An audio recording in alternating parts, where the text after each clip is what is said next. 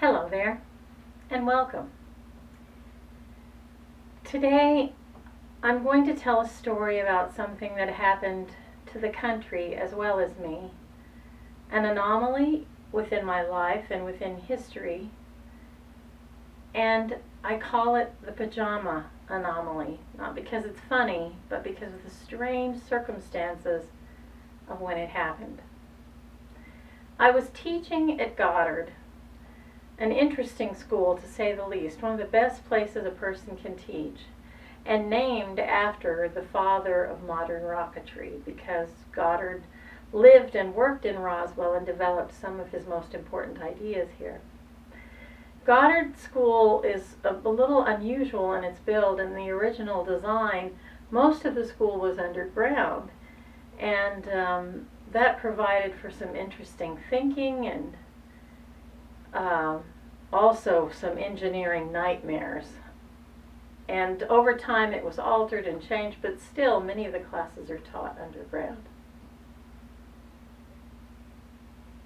In the year 2001, it just so happened that homecoming week was in September. And that September, homecoming week had dress-up days.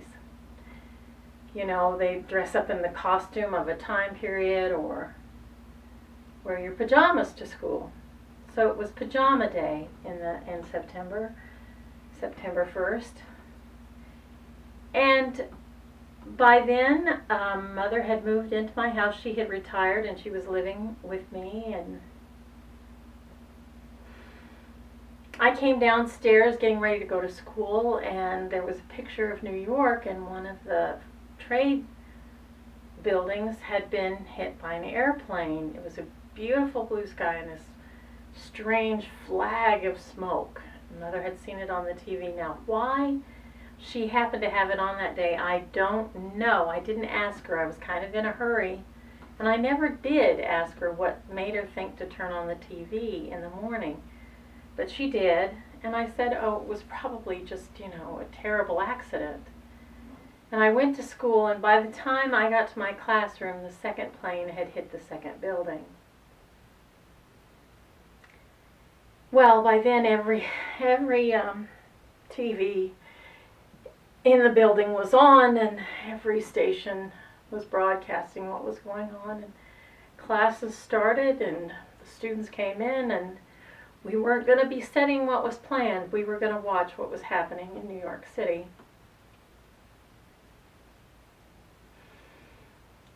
It was a strange feeling to be dressed in my pajamas and watching something so dire and poisonous happening, and seeing my students' faces and hearing their responses to what was obviously an attack was enlightening and awful.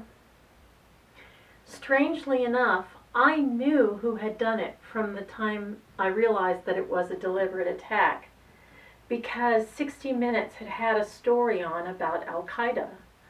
And in the interviews, this man, a member of Al-Qaeda, had said, the Americans, they're egotistical and they put up their big buildings and think they're untouchable, but they're touchable, or something like that, something of that sort, a threat against the structures of my home.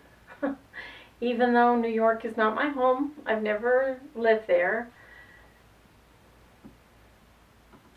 So when it happened, I knew it was Al-Qaeda, because I had watched 60 Minutes. And the kid said, who did this? And I said, well, it's pretty obvious. And the kid said, who? And I said, Al-Qaeda. And of course, some of the kids had heard of them, but not most of them. Most of them didn't know what that was, and I explained.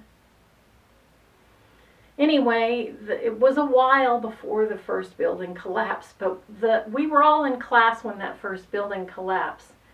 And I felt myself saying, no, no, no, no, no, as it went down. I remember one of my students in one of those classes saying, they're just animals, and I said, before the building collapsed, I said, they're people just like us. They love their children.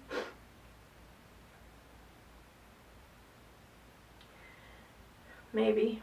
They are people just like us. But I wonder if anybody really loves their children who can look upon that kind of carnage and not be broken by it. Things changed after that. When the second building went down, I said, okay, that's enough. And I turned off the TV, and the rest of the day, if kids wanted to talk about it, I talked about it briefly, and then I got back into the lesson. I did not allow it to dominate my day or theirs, at least not while they were in my classroom. But it still occurs to me and hurts me when I think of it. And because of that, when I see wars, when I see broadcasts about wars in different parts of the world, in Ukraine and Gaza and Iran,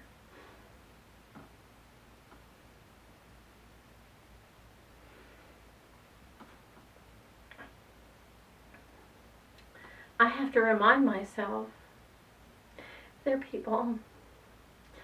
They love their children. But I ask the world now, can you really prove to me that you love your children? And by that I don't mean the children of your body. I mean the children around you in the world. Are you working hard to protect, feed, and care for those children? Even the ones that aren't of your body?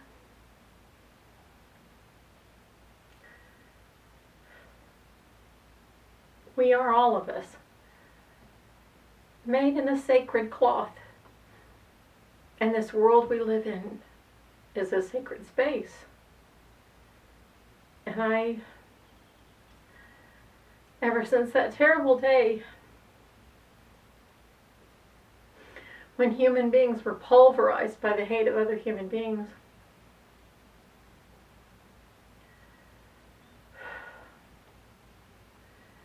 I wanted to take people who spoke lightly of death and war and shake them and say, don't assume you understand this. Because even those of us who witness this kind of carnage, there's no way to understand it. The creator of this carnage is evil, and the part of us that understands it and glories in it is evil as well. But we do not fully comprehend it because we do not fully comprehend ourselves.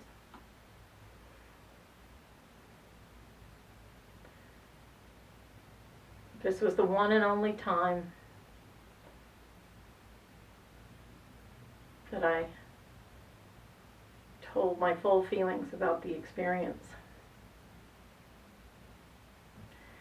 And it was the very last time I participated in dress-up days for homecoming week. That's all I have for today. I hope your day is blessed. And I hope you come back.